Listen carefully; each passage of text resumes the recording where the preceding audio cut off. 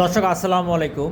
আমরা যখন কোনো ডিজাইন প্ল্যান হাতে নেই, হাতে নেওয়ার পর আমরা যদি কোনো ফুটিং শিডিউল বা ফাউন্ডেশন শিডিউলে যাওয়ার পর আমরা এই সুন্দর একটি চার্ট দেখতে পারি এবং এই চার্টের মধ্যে অনেক কিছু উল্লেখ থাকে। সেই বিষয়টা আমরা কিন্তু অনেকেই জানি না বা অনেকেই জানি।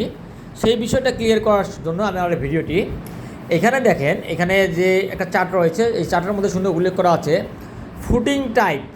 ফুটিং টাইপ বলতে এখানে বোঝানো হয়েছে যে আপনাদের বেসগুলো আছে, এই বেসগুলো একটি নাম্বার বা মার্ক করে দেওয়া আছে। আমি যদি আপনাকে ডিজাইনটা একটু দেখাই, যে বেজের অংশটা দেখাই একটু, এখানে সুন্দর করে উল্লেখ করা আছে যে ফুটিং টাইপ মানে আপনার F1, F2, F4, F5 মানে কোন বেস কোথায় কোন গ্রিডে বসবে এটা সুন্দর করে উল্লেখ করা আছে।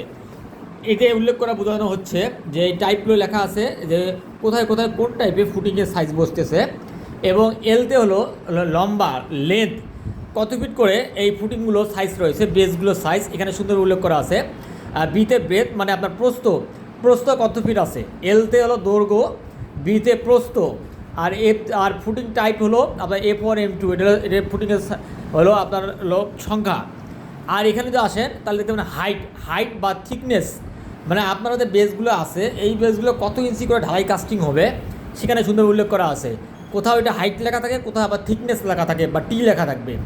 এখানে আসি বা পাবেন রেইনফোর্সমেন্ট মানে রড, এলতে লং ডিরেকশন মানে আপনার লং দিকে এই বেসটাতে 6 ফিট বাই 6 ফিট আছে, এই লং ডিরেকশনে আপনার 4 ইঞ্চি পরপর ভালো মিলি লড বসবে। এবং যে শর্ট ডিরেকশন রয়েছে এই যে শর্ট বি মানে শর্ট ডিরেকশন, এটা 12 মিলি লড 4 ইঞ্চি পরপর। এরকম করে প্রত্যেকটা বেজের মধ্যে সুন্দরভাবে উল্লেখ করা আছে যে লংয়ে কত ইঞ্চি পরপর বসবে এবং শর্টে কত ইঞ্চি পরপর, থিকনেস কত ইঞ্চি হবে, বেজের সাইজ কত ফিট বাই কত ফিট এবং বেজের নামগুলো সুন্দর উল্লেখ করা আছে। এইরকম একটা কলম শিডিউল আপনার সামনে বা বেজ শিডিউল আসলে অবশ্যই এগুলো দেখে আপনারা নির্ধারণ করে নেবেন। ধন্যবাদ।